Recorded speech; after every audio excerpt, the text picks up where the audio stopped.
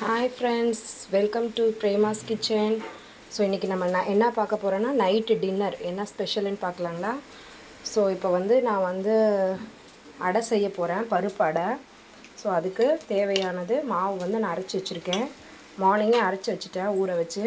So இதில் என்னென்ன போடுறதுன்றதை நான் இன்க்ரீடியன்ட்ஸ் மட்டும் சொல்கிறேன், கவனிச்சுக்கோங்க.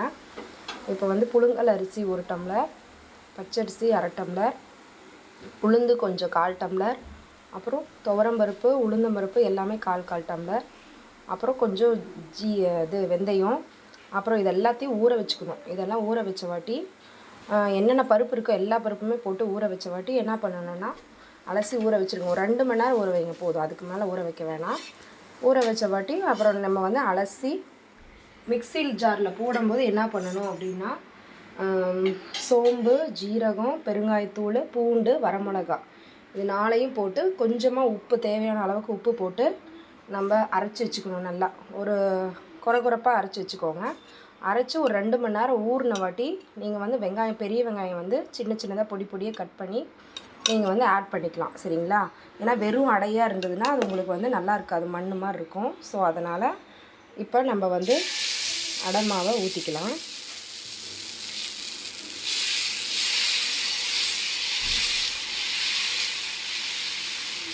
ஸோ அடை நார்மலாகவே உங்களுக்கு எப்படின்னா, நார்மலாக நம்ம அரிசி தோசை மாதிரி வராது, கொஞ்சம் திண்டாக தான் வரணும். நீங்கள் உங்களுக்கு விருப்பம் இருந்ததுன்னா மஞ்சத்தூளும் நீங்கள் ஆட் பண்ணிக்கலாம்.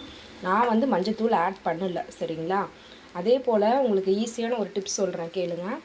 இப்போ அடை சீக்கிரமாக நார்மலாக அரிசி மாவு மாதிரி நம்மளுக்கு வேகாது, லேட் ஆகும் அடை மாவு. ஸோ அதனால் நம்ம என்ன ஒரு ஐடியா பண்ணோன்னா, இப்போ தோசை ஊற்றிட்டு 4 கார்னர்ஸ்க்கும் சின்னதாக குழி பண்ணிக்கோங்க.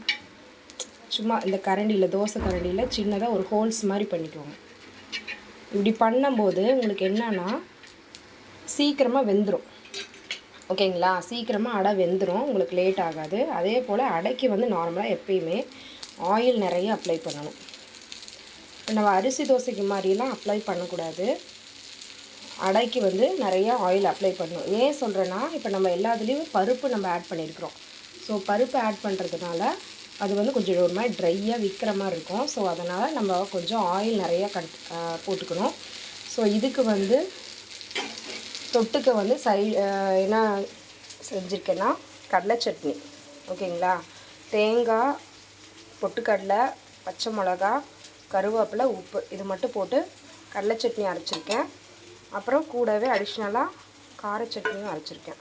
இது வெறுமனே தக்காளி மட்டும்தான் போட்டிருக்கேன். தக்காளி ஒரு 2 தக்காளி, வரமிளகா, பூண்டு ஒரு 2 பல் பூண்டு, உப்பு தேவையான அளவுக்கு போட்டு கொஞ்சமாக வதக்கிட்டேன். வதக்கி ஆறின வாட்டி அரைச்சிருக்கேன். இப்போ தோசை நல்லா வெந்துடுச்சு, பார்த்திங்களா. நல்லா ப்ரௌன் கலரில் ஆயிடுச்சு, சரிங்களா.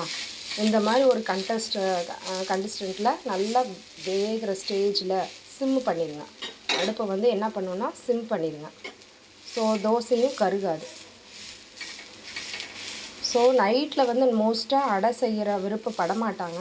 நாங்கள் ஆக்சுவலாக ஒர்க்குக்கு போகிறனால காலையில் செய்ய முடியல, காலையிலையும் செஞ்சோம்.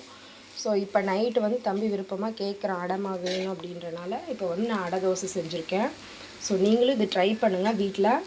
நீங்களும் நான் சொன்ன மாதிரி இன்க்ரீடியன்ஸ் எல்லாம் போட்டு ட்ரை பண்ணுங்கள். உங்களுக்கு பிடிச்சிருந்தது அப்படின்னா எப்படி செஞ்சுருந்தீங்க, எப்படி அந்த நீங்கள் செஞ்ச சமையல் எப்படி நல்லா வந்திருந்ததா, இல்லை ஏதாவது மிஸ்டேக் பண்ணிட்டீங்களா என்னன்றதை மறக்காமல் கமெண்ட் பண்ணுங்கள், ஓகேங்களா ஃப்ரெண்ட்ஸ். ஓகே, நம்ம இப்போ இதை பிளேட்டில் ட்ரான்ஸ்ஃபர் பண்ணிடலாம், ஓகேங்களா. இப்போ நல்லா வெந்துருச்சு 2 பக்கமும் ஒரு முருன்னு. இப்போ பிளேட்டில் ட்ரான்ஸ்ஃபர் பண்ணிட்டோம்.